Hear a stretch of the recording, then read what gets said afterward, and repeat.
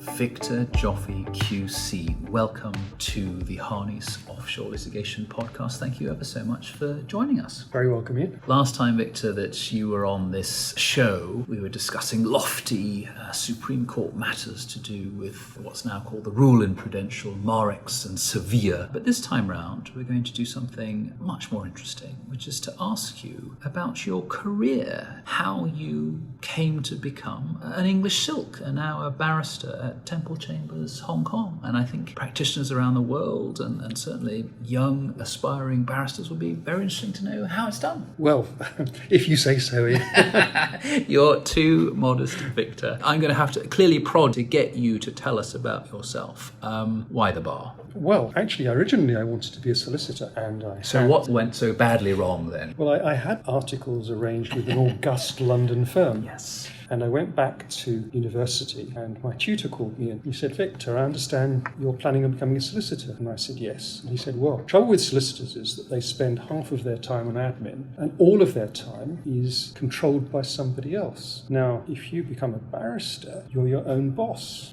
Do what you like. And if you want to go to the park to feed the ducks, you can do that. And I recommend you become a barrister." And I'm so impressed at the idea that I might be able to go to the park and feed the ducks that I changed careers and became a barrister. There was a surfeit of fat ducks in the first few years of your practice. And actually, a lot of people say that independence and that focus on the law, of course, that sort of clarity of thought that you get at the bar. So you clearly took your tutor's advice. Did you have any thoughts of what area of law you wanted to practice? Well, I was always interested generally in the law.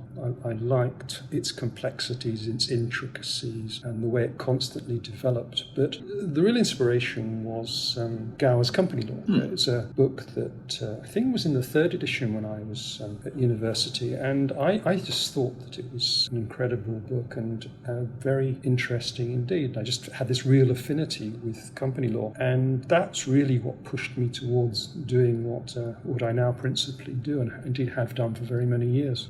And you really focused or become known for unfair prejudice claims, and of course you're famous for your book on Minority Shareholders' rights, published by OUP. When did you become as focused as that, if I may say, on unfair prejudice, or was that an accident? Was that by design? It was by design. My first few years in practice were not spent in company law, spent largely in property work, and I then did a case in Bromley County Court. Know it well, yes.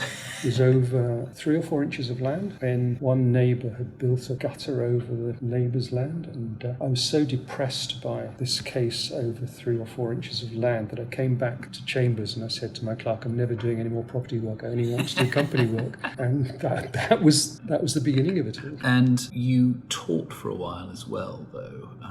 Tell us a bit about the teaching and how has that experience shaped your practice? Well, that was in the very early days when pterodactyls were still flying around. Before the iPhone, in other words? Oh, way before the iPhone. But I taught at LSE for a few years at the same time as being in practice. I wound up in the end teaching company law at undergraduate and graduate levels and teaching tax at graduate level. It was a very interesting experience. I met some very good friends, but I wouldn't have said it really had any effect on the practice, and indeed I tried to keep them completely separate. And did you always want to be a lawyer? As long as I can remember, yes. And you must have had mentors or role models in Chambers, or I mean, you mentioned a tutor earlier. Who were some of those people? Well, I think actually the tutor was the person who changed my career path, but I think the two people who were particularly influential as far as my development was concerned, firstly Sam Stamler QC, who was former head of Chambers at 106 Court, absolutely brilliant lawyer, brilliant advocate, and he had this ability to express and summarise even the most complex points and cases with crystal clarity. And I would say I always try to emulate navigate that, to express myself as clearly and logically as I can. It doesn't always work, of course, but it's an aim. And the other person was Lionel Swift QC. Did you know Lionel? Only by reputation. Yeah. Well, he was an outstanding court performer, and I first learned how you cross-examine by being led by Lionel, and he's the kindest and most decent man imaginable. And he taught me a number of things: the importance of always being thoroughly prepared before you go into court, being fearless in your client's interests, and particularly if you need to, you have to stand up to the judge. You can't just roll over. He taught me never to give up, even though the case may seem not to be going your way. And possibly most importantly, he taught me to treat everyone you come across, clients, solicitors, other barristers, with decency and respect. And of course, when you're a silk, you could treat your juniors in the same way. And I think that if you ask me who I aspire to be like, it would be those two. Very interesting that those two names are so memorable in your career as role models and mentors. What about memorable cases? The cases where you've grown the most, to use the modern expression, or shaped your thoughts as a barrister the most? I think definitely the number one on the list would be a case called Freudiana, which I did in the 1990s. Shows you how old I am. I know I don't look it, but I am. I was supposed to jump in there and say, not at all, you absolutely don't look it, Victor. Thank you, Ian. It was an unfair prejudice case concerning a musical about the life and works of Sigmund Freud. And it was essentially a dispute between two protagonists, one of whom claimed to have written the music and one of whom claimed to have written the words. And that's essentially what it was about. But there were 365 issues, of which we won 364. Wow. It was supposed to last 6 weeks, but in fact it lasted for 15 months. More than a year, gosh. And I'm glad to say we won, but my leader was instructed about a month before trial, and I had to write all of his cross-examination for him, which rather sharpened my skills in that respect. But after a couple of months, he was disinstructed because he never read any of the files. Oh. And because when he had my scripts, he would only ask questions which he thought were sufficiently elegant. And so it was causing quite a lot of aggravation amongst the team because he wasn't cross-examining the way we wanted him to. So he was disinstructed and I had to take over as leader. And this was my first experience. Wow. It was my first experience as leader. And I had, first of all, just one. Then the team expanded as time went on to 3 or 4. And so I got a dry run at being a leader, leading a team, doing the cross-examining, doing the advocacy. And I would say it was actually quite defining because I made 2 lifelong friends. One was my principal junior and one was my instructing solicitor. And the 3 of us are still very close friends even now. One of the principles of advocacy, one of the ethical principles, is fearlessness before the judiciary, that you shouldn't cower to the judiciary at the expense of properly arguing an arguable point on behalf of your client. That doesn't serve justice at all well. Have you had experiences where you felt fearful in front of the judiciary and not sure how to put a point? Well, when I started out at the bar, I practiced in the Chancery Division, and most of the judges there were absolutely terrifying. They were so difficult that you appeared in front of them in a constant state of fear. But you had to get used to it. And there was one judge who only communicated with counsel by screaming at them. And everybody was terrified of him. Couldn't be accused of lack of consistency. Yeah, exactly. I know when you were at the bar and went round county courts, I did a lot of that in the early stages, at a time when county court judges also were just difficult, impossible even to deal with. So that, if you like, hardened me. So as time went on, I sort of acquired the skills of dealing with difficult judges. I think it's a question of experience, and I know that lots of young barristers are scared, but I think it's almost a sort of a rite of passage. You need to sort of be scared to learn how to do the job properly. But the point you made, I think, is a really valid one, that sometimes you find that the judge is very anti what you're saying, very rarely personal. Of course. But they may dislike your client intensely because of your client's conduct or whatever. And you just have to do the job and say, well, look, judge, this is my case, and you have to present it properly. And the last thing you can do is sort of wither and back off just because the judge doesn't like like your client. And now tell me, after those experiences, are there any sort of highs and lows? We've all had lows, and actually the listeners would probably want to hear about some lows in such a successful career as yours, and how did you overcome it? I would say two things. Firstly, it's always a low when you lose a case. I'm sure, like you, I do the job to win, not to lose. And you overcome it by thinking, well, we can go to the appeal court. And if you win the appeal, it's a high. If you lose the appeal, then you can go to the next highest court.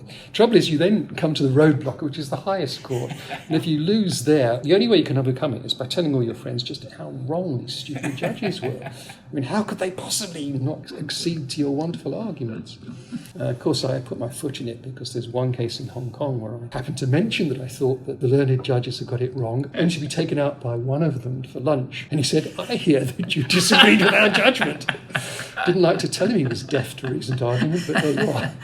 Well, this is, I remember about 10 years ago, Victor, we were discussing the tribunal in the Privy Council. It was just frightening to me that you knew them all. I mean, they were your age or pedigree or whatever. And no, they were much older. Oh, much older, clearly much older. But you knew them all so well. And that's obviously a huge advantage if you have been doing the job long enough that you're occasionally having lunch even with the Court of Final Appeal in Hong Kong or whatever. And clearly that they are going to, despite no doubt rebuking you in a jocular fashion over lunch, that they're going to respect your views and look forward to you appearing in front of them in the future. Well, actually, Ian, I have to say that the case you identified, you and I did in the Privy Council, I mean, that demonstrates one of the real difficulties that you sometimes face, where we had a perfectly reasonable argument, yet, first of all, we were told by the presiding judge that he hadn't read the papers. He made it clear that he didn't think it was worthwhile reading the papers.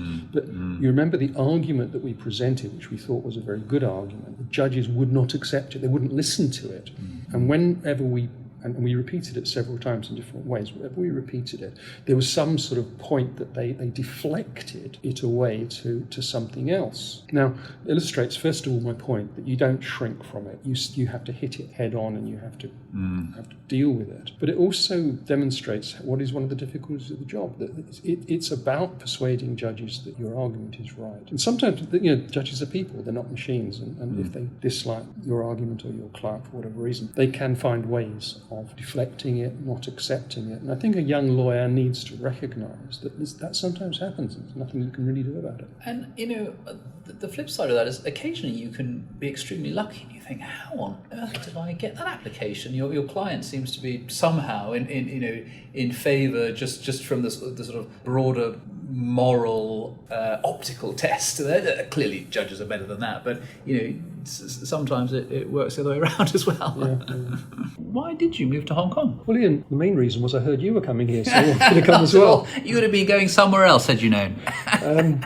No, as you remember, I used to come here a lot when I was still in England and doing cases here, and I just fell in love with Hong Kong and made some very good friends here, and that's why I wanted to move to Hong Kong. And it's been a great success for me.